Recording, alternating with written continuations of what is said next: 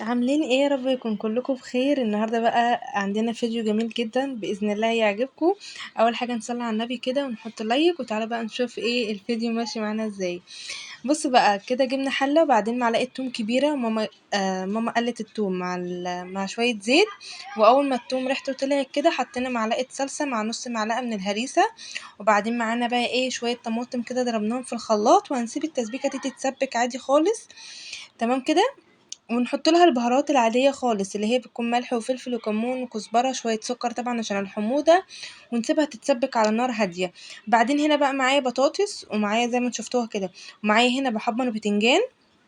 الفيديو ده عايزه اقول لكم اتعمل بروقان جدا جدا، لان احنا ما كناش مستعجلين على الاكل خالص. يعني احنا قمنا عملنا الاكل وسبناه كده، يعني كنا بنعمله بالراحه وعلى مهلنا ومفيش اي استعجال، فاهمني؟ بصوا التسبيكه كانت جميله جدا وريحتها بقى يعني طبعا قمر قوي يعني.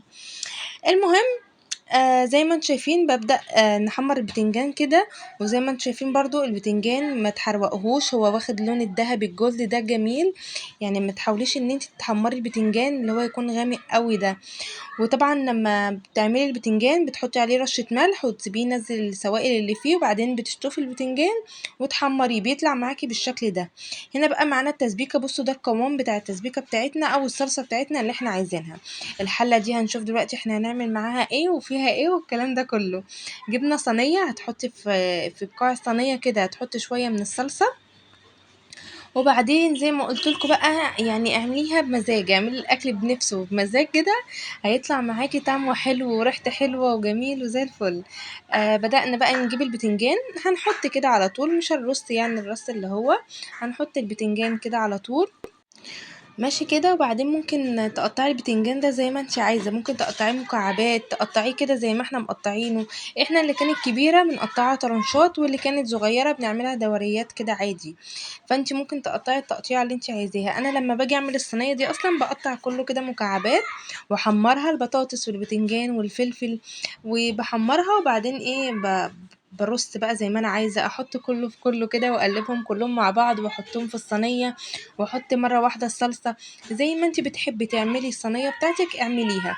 هنا رصينا البتنجان وهنرص فوقيها البطاطس. البطاطس ماما مقطعاها سميكه شويه، اللي هي يعني تكون مليانه شويه عشان لما تيجي تحمريها ما تنشفش، فبالتالي مش هيكون طعمها حلو خالص في الصينيه.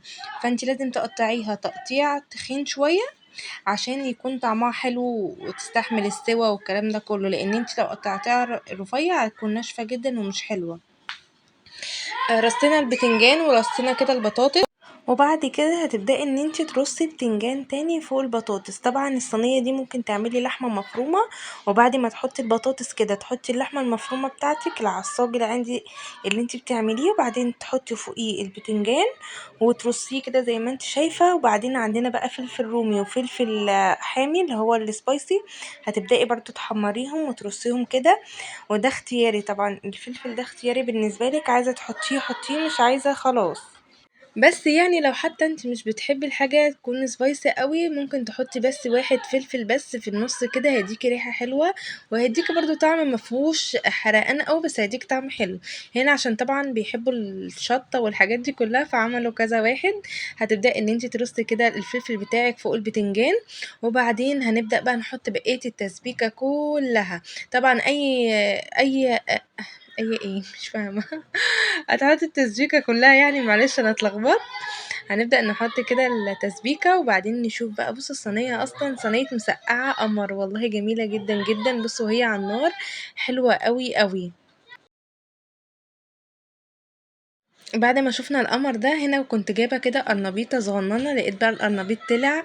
طبعا بيطلع في الشتاء، بيكون اكلات الشتاء اصلا كلها حلوه. جبناها وقطعناها، بتجيبيها اللي هي بتكون ماسكه في بعضيها، عشان ما يعني ما تجيبيش القرنبيط اللي هو بيكون متفكك كده عن بعضه، مش بتكون حلوه. جيبي اللي هي بتكون ماسكه في بعضيها كده. وبعدين جينا هنا وبدأنا ان احنا ايه نغسلها كده مره واتنين وتلاته لغايه لما تكون الميه بتاعتها كده صافيه، وتأكدي ان القرنبيط بتاعك مغسول كويس. هتحطي ربع معلقة من الكمون، معلقة صغيرة من الملح، فنجان من الحليب. اللي هو اللبن عشان ريحة القرنبيط معاكِ ما تطلعش أوي، وهنسيبه يتسلق على نار هادية. نعمل خلطة القرنبيط، ماما بتعملها سهلة وجميلة جدًا وحاجة تحفة يعني بجد، بتعملها حلوة أوي. هنا أول حاجة هي كانت حطِّت هنا 5 معالق من الدقيق، فمش هيكفّوا، فإحنا حطينا بالضبط اللهم صل على النبي 10 معالق، 10 معالق من الدقيق عليهم كوبايتين من المَيّة، تمام. ممكن تعملي الدقيق ده تحطي كوبايتين من الحليب، بس إحنا قُلنا يعني نعملها اقتصادية، يعني هي أصلًا حاجة غالية، فمش قصدي إن هي اقتصادية أوي يعني، فإحنا قُلنا يعني بلاها الحليب، فإحنا هنعملها بالمَيّة عادي. هتجيبي بقى هنا إيه، كركم، هنحط بس ربع معلقة من الكركم لتعزيز اللون. هنا بقى الفلفل الأسود والكمون خلص، فبعدنا كده جبنا أكياس لغاية أمّا نجيب بقى شوية توابل حلوين كده وهنعملهم مع بعض. فلفل أسود، كمون، كزبرة، زي ما قُلت لكم هتحطي رشة من الكركم لتعزيز اللون مش أكتر، ما عندكيش خلاص مش مشكلة. هنا زي ما قُلت لكم ماما هتبدأ إن هي تحط دقيق تاني، وهتضبّطي بقى القوام بتاعِك بيكون زي الكيكة كده بالضبط، يعني ما يكونش خفيف ولا تقيل، فاهمينّي؟ وبعدين أنا باعتذر لصوت الدوشة بس يعني معلش. وبعد كده هتجيبي معلقة توم فريش بقى، التوم ده أنا كنت لسه عاملاه بُصّوا فريش، فبيكون بيدّي طعم وريحة حلوة أوي في الأكل. هتبدئي تقلّبي المكونات دي كده كلّها مع بعض زي ما أنتم شايفين، ومعايا 4 بيضات. البيض بيكون جميل جدًا فيها وبيخلّيها هشة معاكِ وطعمها حلو أوي. فأنتِ لو مش يعني في ناس بتعملها من غير بيض ما يعني أو يحطّوا بيضاية، فطبعًا ده اختياري، بس هي كده كانت مضبوطة جدًا، جدًا، جدًا. زي ما قُلت لكم 10 معالق من الدقيق، عليهم كوبايتين مَيّة، 4 بيضات، ربع معلقة فلفل أسود، كمون، كزبرة، ملح، طبعًا بتضبّطي الملح بتاعِك، ربع معلقة من الكركم وده لتعزيز اللون زي ما قُلت لكم، وده كان القوام. بُصّي أنا جيت أقلّب أنا، رُحت وقعت البتاعة اتفكِّت. المهم هنا بقى معايا خضرة، شبت وبقدونس وكزبرة، كنت مقطعاهم وغسلاهم مخلياهم يعني متصفيين وكده وحلوين. شكل الخلطة يفتح النفس وجميل جدًا، جدًا.